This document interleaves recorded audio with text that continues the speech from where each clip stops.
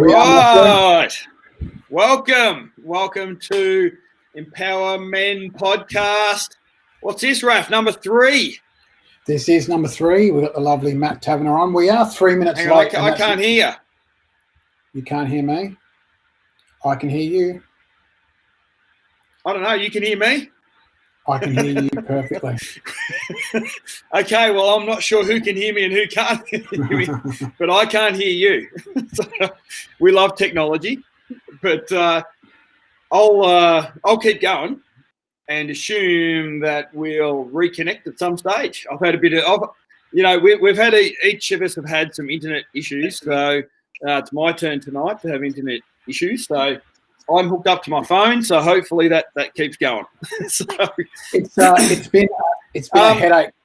So we have a guest tonight, and we are going to talk all things business and finance. So this guy, he's my brother-in-law, and he's an all-round champion guy. Whenever we catch up, we always talk about business. It always ends up talking about, business and finance and money making and all that sort of stuff. So let's, if you could all clap at home, welcome Matt onto the show. Thanks, guys. Thank you. Good to be here. Now, can you hear me, Colin? Well, can you hear me, Matt? Because I don't think Mosh can hear you. No, I can hear you guys fine. I can't hear Matt either, by the way. Well, that's interesting. Well, Mosho, I think I'll just start with the conversation. I'm not but sure you what jump is off going and then on. come back. Now, like Moshe said, refresh. I'll just send Moshe a message. Like Moshe said, you're related to him, married to his lovely sister. You're both in pretty amazing jobs. Now, you've been involved in finance. Just tell us a little bit about what got you involved in the whole finance game to start with. Yeah, definitely. Well, I'm originally from New Zealand, so I'm a Kiwi. I've been here for probably almost 17 years now. Originally, I was off a dairy farm back in New Zealand, so Wow. that's what we used to do: milk cows all day. That's how we made our money.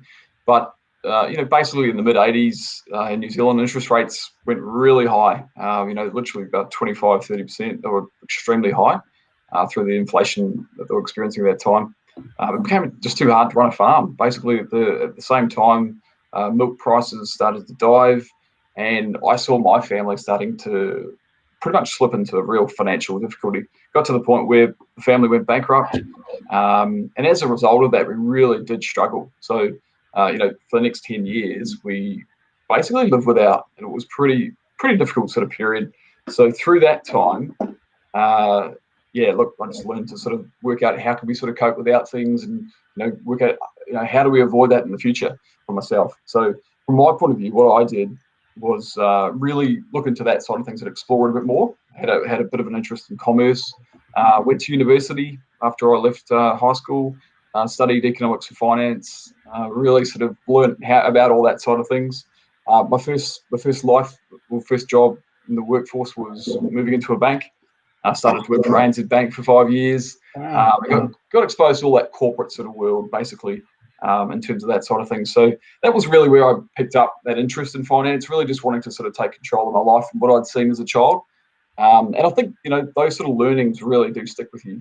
And what you learn when you're growing up as a kid, it's not always not always with the easiest situation you get through, but you learn a lot from it. So yeah, through that side, moved through the corporate world, but effectively just didn't like working in that environment. That wasn't me as a person. So I really moved off from there, and started my own thing. Came across from Australia, and had that initial desire to just want to get out, really be in control of my own destiny.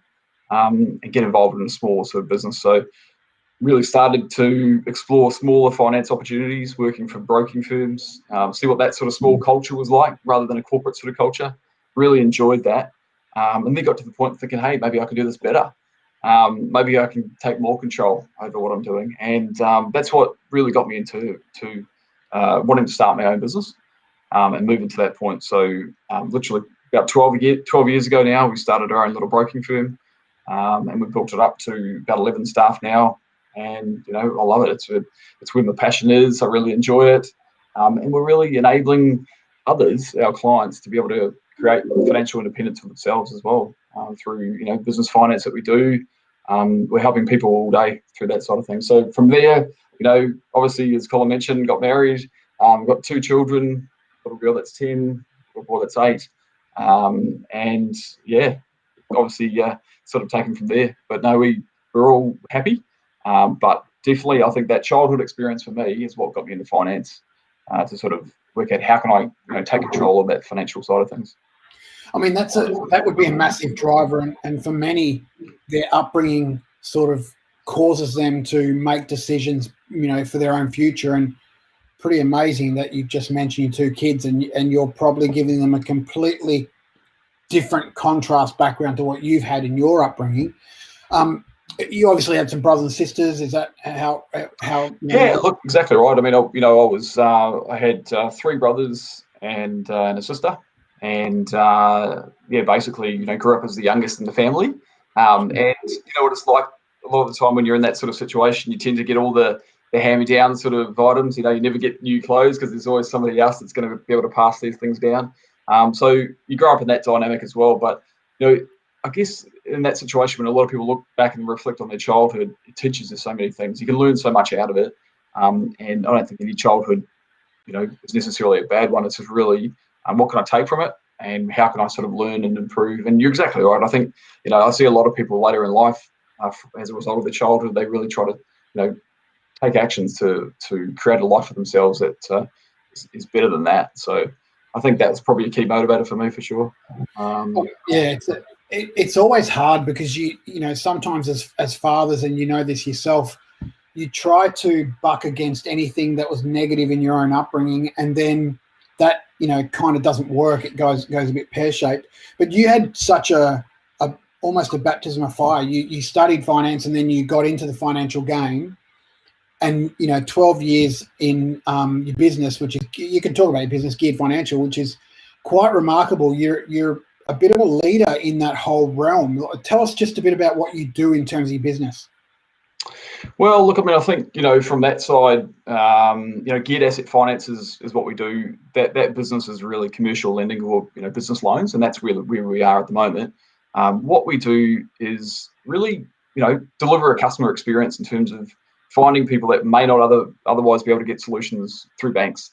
It's really an alternative to the banks. We're not taking on what the banks would do in terms of their processes, but we're really helping people to enable their dreams in many ways. So, filling in that sort of void that we see in the market. And I definitely think, from our point of view, we've got a clear focus in that way. And customer service and delivering solutions to our clients is the key thing.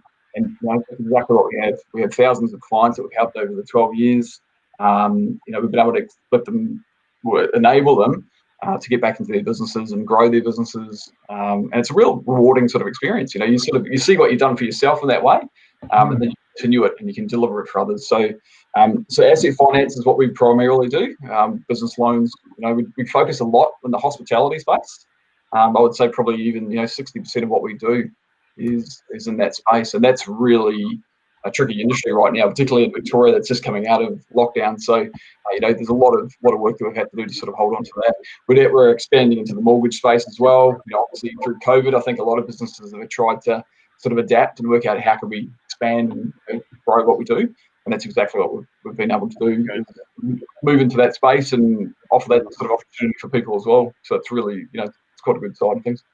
I mean, you must have some amazing stories of people that you've helped out along the way, and I happen to know, because my son works for you. He tells me stories of how, and it's a character to how big your heart is. But looking forward, there's probably going to be more stories of heartbreak coming up, and you're the kind of guy that loves to give the average bloke and the average woman a leg up. You've mentioned COVID and how hard it is. What's without, you don't have a crystal ball, but what's some of your expectation that's what's going to happen in the next 6 months, 12 months, 2 years coming up financially? Yeah, look, for those businesses that have had to persevere and push through during a period where a lot of them haven't even been able to trade, or they've been able to only trade at a very small capacity, but yet a lot of their expenditure hasn't been able to reduce that way. So there's definitely means and ways of negotiating with landlords and all those sort of things to do that. But ultimately, you're going to end up this year or the start of next year with a lot worse situation than you were at the start of the year. And that legacy of debt and all those sort of issues from that point can really just be overwhelming. That coupled with the stress and the anxiety of what that means for people, whether or not you can actually get through those financial difficulties and come out with a plan may not matter as much as the anxiety and all the sort of pressure that you've had to endure from it. So there's a lot of people at their wits' end right now. I think hopefully with enough support, guidance, clarity from government support in that way, those people can really sort of be enabled through. So there are a couple of changes. We're seeing relaxation of lending standards. So yes, obviously there's a lot of opposition to that, the sense of the thought that we're going to go back to what it was like, prior to the banking inquiry, which where we had reckless lending. But what we're seeing from that is the ability to lend to businesses without necessarily having that historical evidence to show that they can afford it right now. And obviously, if you look back over the last 12 months and you ask a business to be able to historically show that it can afford a loan, that's going to be really hard. So we need to be able to look forward. And I think those current lending standards are restricting that. So by changing that, that'll at least enable those sort of businesses to move forward. There is also a change in the insolvency laws, which means that the lawyers who are probably quite possibly waiting in the bushes to pounce and jump on the back of those businesses will be held at bay a little bit longer.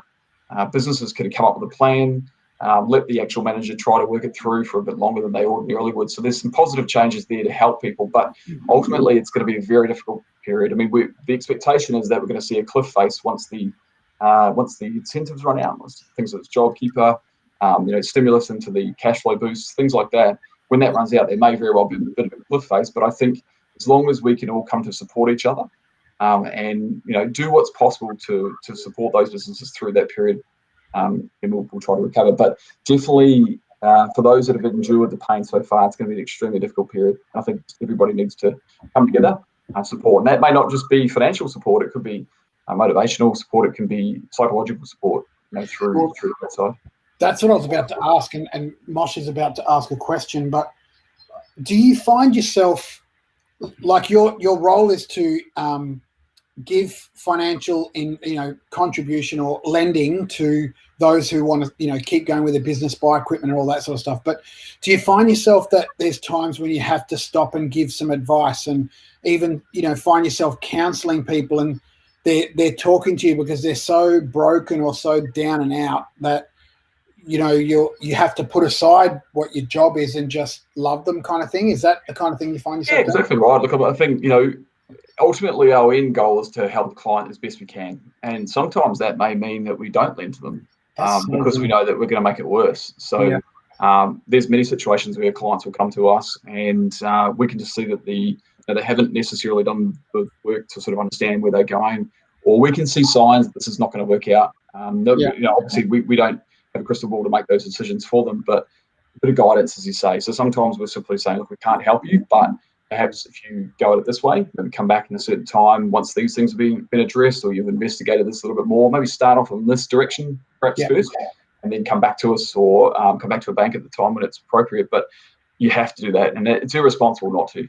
And the worst thing that we want to do is lend money to somebody and then they just end up in further financial difficulty. So it's really important that you do make sure that you're doing that. And as you said, it may not have anything to do with money. It might be simply more about where's your head at right now, and is this the right space for you to be in?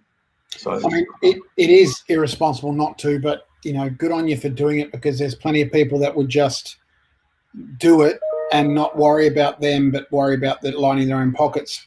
But Moshe, you've started a business, and you're new to this whole business game and the whole pit personal training.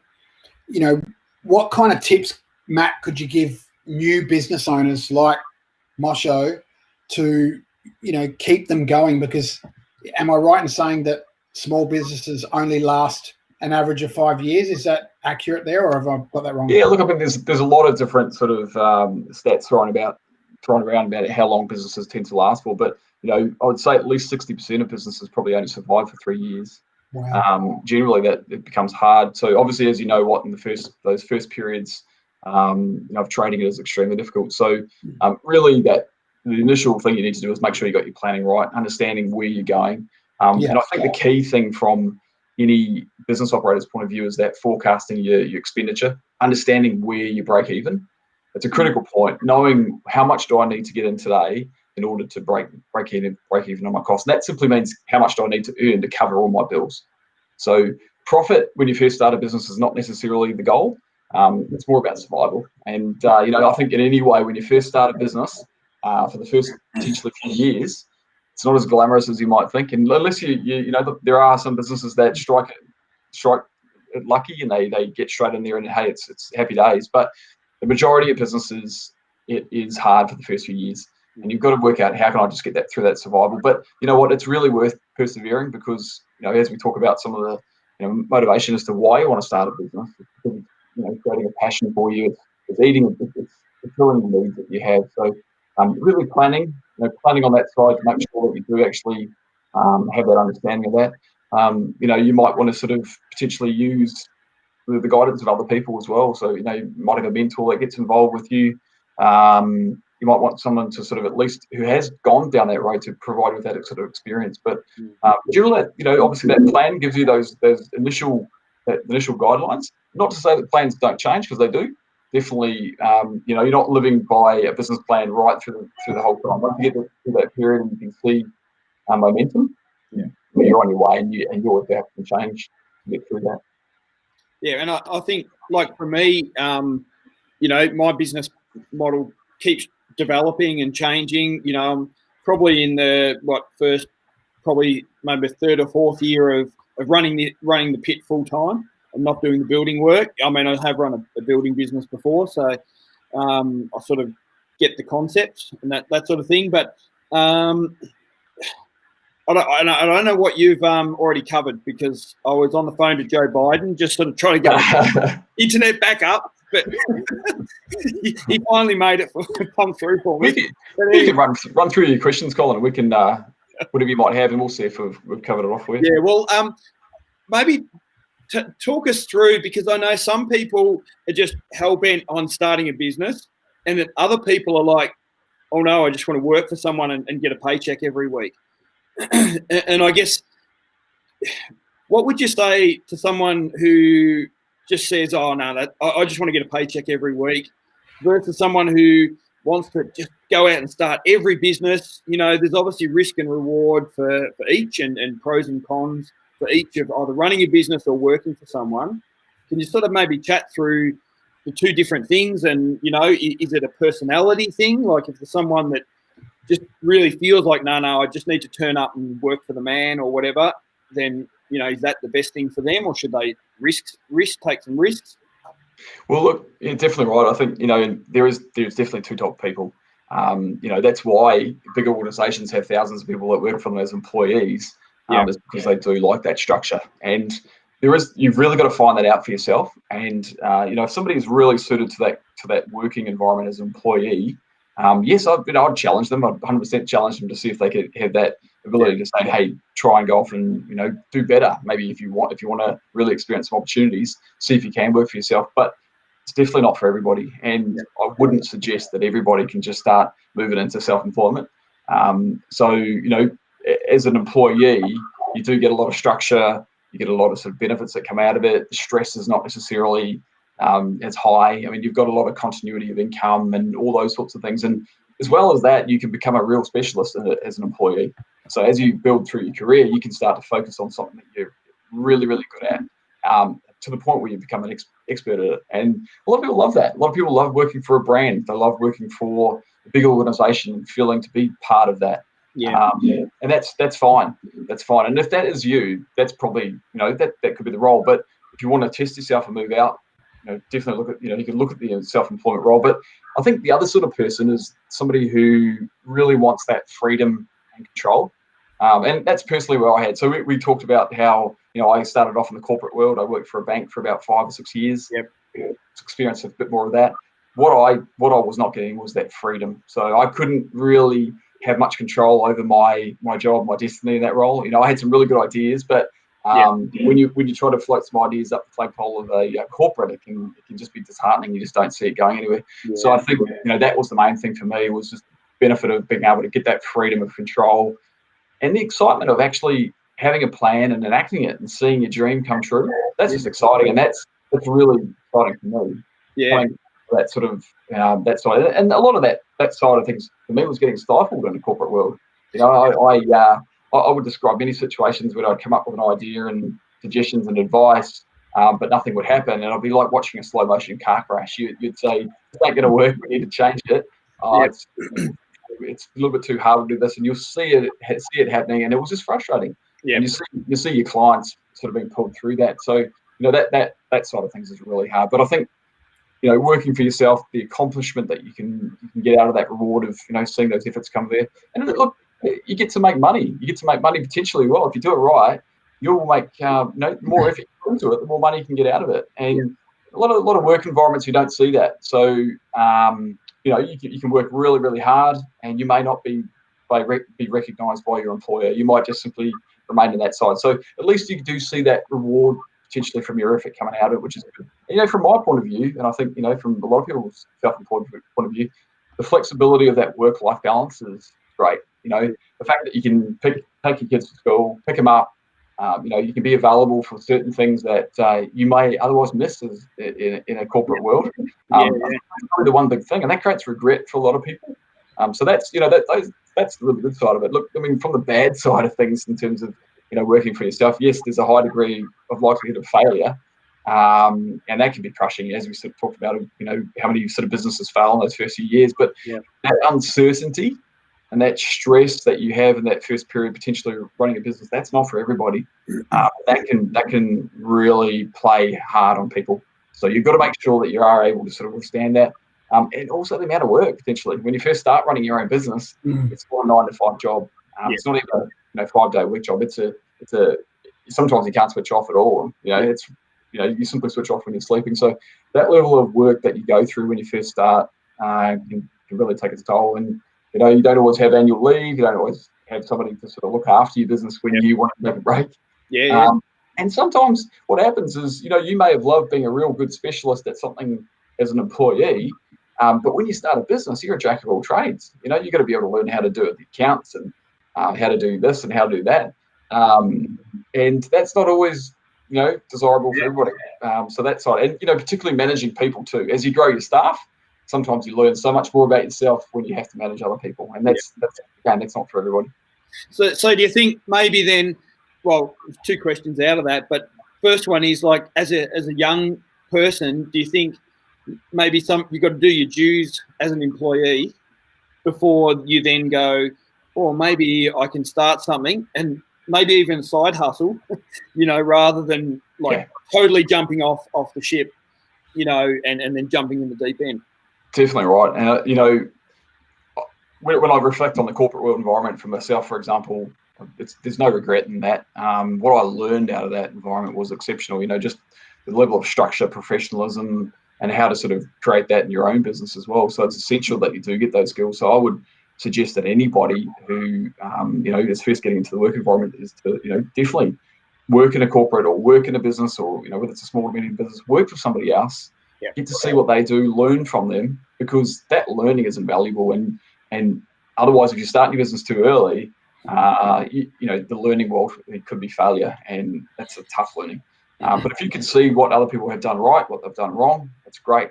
And you can pick up so much out of that. But you're definitely right. I think if you've got, if you were thinking about the possibility of, hey, I want a business on the side, or I want to start doing this, how can I do that? Well, look, definitely, I think it's, it's something to, as I said before, when I first probably started doing working in business, there's a lot of pressure on you to make money, because that's what you're going to use to pay your bills.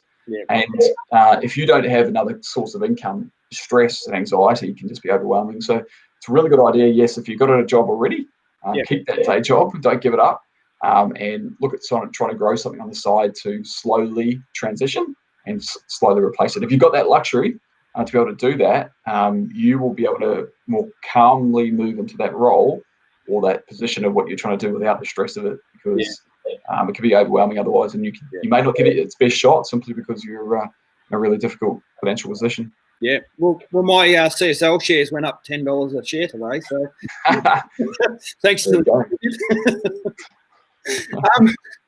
I'm just thinking about, have you learned anything? I mean, I'm sure you're always learning, but from failures or missed opportunities, maybe, something that you thought, if only I had have done that differently, or if I had have actually done something differently. Is there, because we can learn from the positive stuff, but it's also helpful to learn from the negative stuff sometimes. Oh, look, I think that's probably the most important learning, definitely. Everybody goes through experiences where they make mistakes, or they may not have planned properly, or they might have turned their eye to something and just didn't really pay attention, and it comes back as a problem to the point of potential failure. And I think what you learn out of that failure is phenomenal. And I refer back. I always think back when I first got out of that corporate world, when I first came to Australia. I really just wanted to get out and start working for myself. So I started doing straight away into investing. I started doing, this was back in, the early 2000s when you could barely do Forex trading and futures trading. And I got straight into that. And, when I was paper trading, when I was at the bank, it was great. Works really well. I seemed to be a great trader. But when I actually started doing it full time, sole source of income, the amount of stress and that came out of it was just insane. So, I started panicking. I started making decisions that were not based on logic and rational. It was more emotional sort of things. And what I learned from all that sort of side of things, I guess, is if you have too much fear of failure, you tend to sort of just fall into it. So fear, unfortunately, does create the failure because you simply are trying to avoid it to the point where it's this massive void that you just fall into. Yeah. So it's easy to say that. No, I think that probably one of the liners is don't be afraid of failure because you'll learn so much out of it because you'll be so analytical and go back and revisit and understand why that happened. But it's easy to say that, but that's not to say that everyone can simply say, "Yep, I'm fine," and I accept. I've got no fear of failure because, again, it can be very daunting to sort of go through that. But I think it just forces you to analyse your mistakes and really sort of review how I could have done that better. And I definitely saw that through trading. And I think even the other point of missed opportunities, it could be even worse than failure because you don't know. The regret of the unknown can be worse than failure. At least you know you failed and you know how to learn out of it. And it's actually quite a good little circle of understanding and learning. Regret from missed opportunities is something you'll never really quite experience, and that can even be worse. So you've got to be prepared to give it a go and try to sort of give it a shot. I think some of the best business coaches in the world are probably failed business people, and whether they're just fearful of getting back into it fully on their own. But I think they have really good advice because they've been there, they've felt it, and they know how to create that feedback of understanding from failure. So. Really, you can learn a lot from it. Don't be fearful of it, or if it does happen, I would say everyone has done it. I've failed many times, and from it we've learned, and we create plans on the basis of understanding that we will fail through some of those plans. It's not always going to succeed. And then I guess you got to then try and balance whether you try and trade out of that or you just dump it and move on. Is that? Well, that's right. Like, I mean, if you're looking at it from an investment perspective. And that's a really tricky sort of situation to get in. And what it does teach you is you've got to stick to the rules. So particularly when you're trading, and that's you've got to have a plan and you've got to stick to the plan, and that's it. You do not deviate from the plan. And I think look, that can happen in business as well. You've got to make sure that you do sort of plan. But trading is different again to running a business, and the point of running a business can be much more fluid. Things can change and you need to adapt to the change and sort of move as well. And I think what we've seen with this last 12 months is businesses that have been presented with extreme change, and they've had to work out, how do I pivot my business to deal with that and still take it on. I can't just put my head in the sand. And we've seen that. Like a lot of our clients, as I said, we work in hospitality funding. A lot of them transition to takeaways and online sort of measures and all those sort of things, and it forces you to really work out how can we sort of get through it. Yeah. Well, the organisation I work for, they people had to jump onto Zoom, and before this year, they didn't even know what Zoom was or any online stuff. So, your wife obviously has a business as well. I won't talk about what she does or mention her name unless you want to. But how does it go with yourself and her having a business in quite, it's high pressure for both of you. Does it work? Do you give each other tips? Do you ever say, hey, darling, I think you should have done this, and this, and then she punches in the eye? Yeah, look, no, definitely. Look, Ellie is a clinical psychologist. She has a practice where she counsels a lot of people and helps a lot of people that are in major need, whether it's trauma and all these sort of things, and a lot of forensic work as well. So, but from that point, it's great. I mean, we both share and support each other where we need it. I mean, from my perspective, when it comes to Ellie, I think just the business knowledge of hey, your taxes are due this weekend, or you got to do the bass, and how does that? And then she says, how do you feel about that? That's right. And then the other way, there's support of the issues that pop up that make you angry each day. At least you've got someone to talk to get that out. And I think I've learned a phenomenal amount from having that sort of person in my life, of being able to talk about things and at least sort of get it out, and what that does in terms of improving. So, and then the other way around, yes, definitely. So we support each other, and being on different ends of the scale of completely different industries at least. It's great. It really is good. So yeah. So let's take a scenario where there's a young guy. He's been working for a while. Just got a full-time job. But he's got an idea. He wants to start a business. Whether it's in the same industry, like you're been in the finance and you stepped out and started your own thing. But what sort of advice would you give to someone who just wants to start something? They've got this energy and they've been working for maybe 5 years in industry. What's the first step? Should they just go get a mentor? Should they, start a business plan? What sort of advice would you give to someone? Yeah, definitely. Look, I think, as you said, and what we talked about before, the first point is planning. You've definitely got a plan. That's the critical part of it.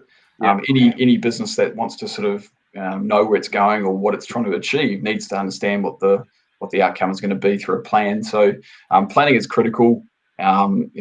Basically, as we talked about, it's understanding projections when it comes to numbers. You've really got to get your head around your numbers when it comes to business to make sure that it's going to be financially viable. So that forecast and that budget of understanding where I need to achieve from a point of being able to break even is critical. So, and those numbers will then talk to you in terms of the volume, or how many people you need to get through the door, or how much you need to charge for what it is that you're trying to do to be able to make it break even, and then what's realistic from that point. So really that plan, it involves a lot of research. So obviously really looking around to sort of work out, how what I want to do, how is it relevant? How is it going to fill a niche or a need that might be out there in terms of, satisfying a market that you can sort of see. So I think that's really, a critical point, and just understanding that what is the purpose of my business, and that why would people want to buy from me or come and see me. It's really you that relevance of that side of things. But if you're in that situation, you're a young guy and you've still got a job, the first thing is, as I said before, is keep the day job. I wouldn't just jump straight over into it. Definitely try to keep that, and if you can alleviate the stress of what it is when you first get into a business through the support of another income, it's such a great thing, because you may not make a profit in the first period of time, and if you can sort of slowly crutch yourself and transition into it, then you've got time to start transferring into making a profit. And you'll learn a lot from potentially staying in a job. But definitely, if you can find somebody who is a mentor, somebody who's been there, someone who can share their experience with you, that's an amazing thing. So the more that you can learn from others and listen to people, it's such a good thing. Do you want a partner or not? Is there someone else who you want to come into the business and share some of that with you? So you might do that. You might have somebody that's going to share it and carry their part of the bargain. And if you do that, well, what does the agreement look like? What does the understanding look like if it goes wrong? And I think that's probably one of the key things I see with many partnerships that come together, is they never think it's going to fall apart. They always think, hey, I love this guy's my mate. It's going to work really well. We're going to be happy. Away we go. But the number of businesses that I see split apart when it comes to partnerships is phenomenal. You start to really know this other person when you work with them, and you don't quite know them when they're potentially just your friend. So you've got to really understand how do we break apart, from that side of things. Putting something in writing, I guess, that you both agree on.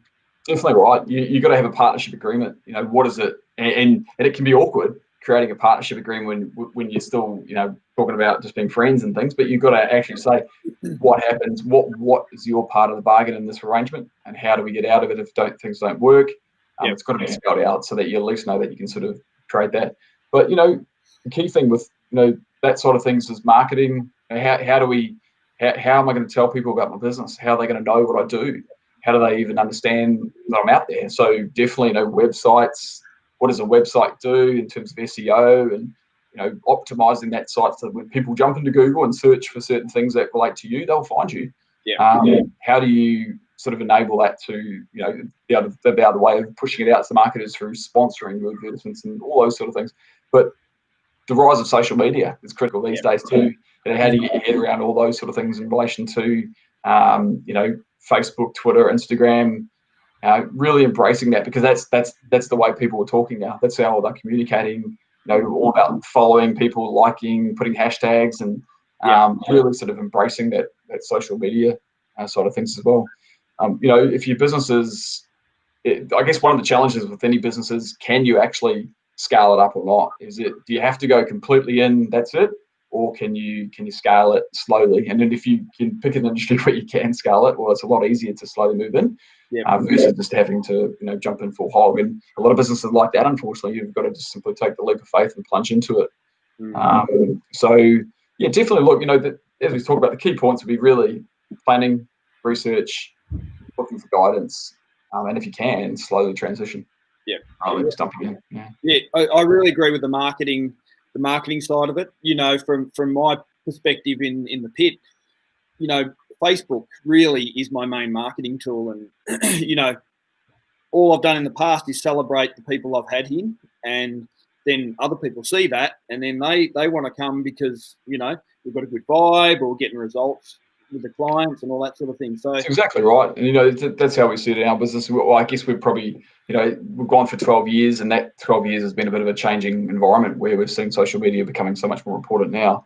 But people relate to real stories. They if they can see somebody that actually is achieving a result through using you, makes them feel better. They can relate to that. It's so much more relatable to hear somebody's story about their journey as a result of working with you.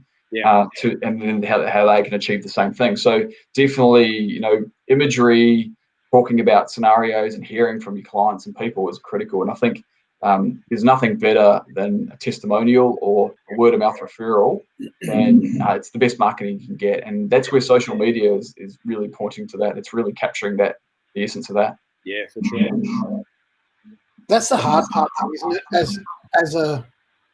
I'm not a business owner, but I'm guessing what you talked about before, Matt, when you were just starting out, as a guy who's working by himself, or a woman who's working by herself, she has to do the finance, go get the quotes, do the work, do social media, update the website. It's for the moshes of this world who are starting out, he has to be all things to all men in a sense. He has to know everything, whereas the plunge for you with 12 staff, that would have been a tough one, but at least you can diversify.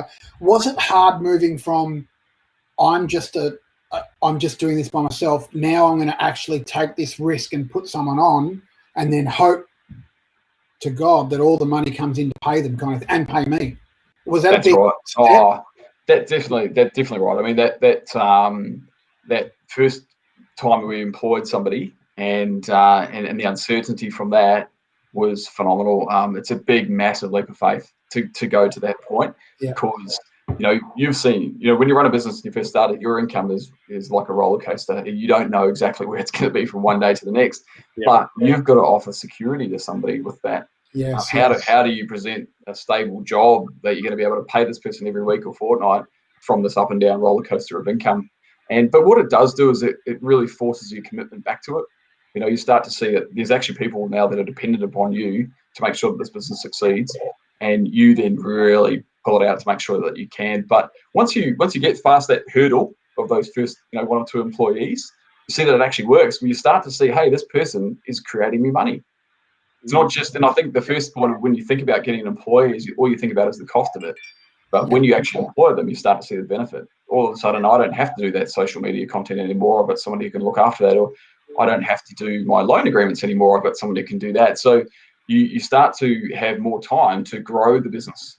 And it's critical to be able to start to transition away from taking on all those tasks and actually delegating those roles to other people so that you can go back to potentially what you want, where you started your business from, and get back to that passion. And eventually you do get to the point where you've got enough people around you to support not necessarily all the mundane tasks, but the tasks that you could shed off to the point where you could focus on what you're really good at and what you're passionate about. So it's a journey, and yeah, definitely the first 1 or 2 employees that you take on is a risk.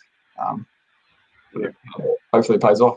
Yeah. So we're getting close to the end of time, but I've got just another couple of questions. Like you've been doing business and working, investing, all that sort of thing for decades now.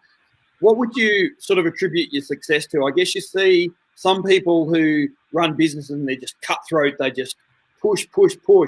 And then other people are sort of like, they're smart and they really work things for their advantage, or, there's a whole range of different ways that people can attribute their success. What would you say, like for you personally, as being? For me personally, I think the first thing is perseverance, being sticking at something basically. So really choosing an area that you want to focus on and sticking at it. And what I've seen a lot of people come and go who chase a dream. It's a little bit too hard for about 5 minutes, and all of a sudden they change to another tact and they go somewhere else, and all of a sudden they're just going around circles and they're not really achieving anything, because when you first start a business, it won't be immediate. You won't see those results straight away. It does take time, and you've got to have that perseverance to commit to what you were trying to achieve out of it. So perseverance is the key, I think, in many situations. If you can just stick at it, push through, and it's not always about who's the most intellectual or the smartest person. It's definitely not about being ruthless and pushy. I don't think that's the way. For me personally, I don't run the business like that. I think a lot of people who come into our business see a very different culture to what they would see perhaps in another organisation, such as a corporate or a bank or many other places. So I'm definitely about the people. It's about the culture, what we create. I think if you have the right motivation for what you're there for, to help your clients, and that guides everything else that you do, keep people happy in their role, they'll do the right thing and you'll meet your target. So I sort of do it the other way. I think a lot of people come to the business surprised to see that there's not necessarily the push of targets and results at the front. I think it'll just come if you do the right thing. And definitely not, that ruthless sort of person from my side. That's not what I would consider. But the other thing is really a passion. What is it that motivates you? How do you find that passion? It might be that you've got to go back to what it was when you were a kid. I mean, if you think about life and when you're particularly the happiest, sometimes it might be when you're a child, and you think, well, what is it that made me happy when I was a kid? Where did that passion come from? And sometimes just going back to that and thinking, well, what am I driving my success, my happiness from, and how do I bring that back into my life now, particularly in my work environment? So, passion will just drive you and it will keep you going because you love it. You love doing what you're doing, but just persevere. So, I would say that those are the main things for me. Yep, that's great. Well, we finish up with a question for everybody, and it's basically what's one piece of advice you can give to everyone out there listening to help us be a better version of ourselves. It doesn't have to be something to do with finance or business, but maybe something you've learned along the journey as my brother-in-law. Something I've taught you. No. I thought we were going to ask him who's his favourite staff member. Weren't we going to ask that? Oh. Some works for him. Yeah, exactly. No, I think before you finish this off, I can testify to what you said before, that you are very different to the ruthless business owner, that cracks a whip and all that. My son speaks very highly of you, and I'm very thankful that he works for someone like you, because you're very generous, very giving, got a big heart, and, you're showing him, because one day he'll have a business one day, and you're modeling to him how to keep going and persevere, because I think one of my pet peeves is I think perseverance is one of those things that's been lost in our culture, that men and women walk away from friendships, relationships, business too quickly and don't push through and get to the end of that tunnel, get to the light at the end of the tunnel. But going back to your question, I think it's probably a harder point to see, get your head around the fact that perseverance. You know, the younger generation are used to instant stimulation and gratification now. I mean, we see it through games, and instantly be able to pull up material that you can sort of get that excitement from.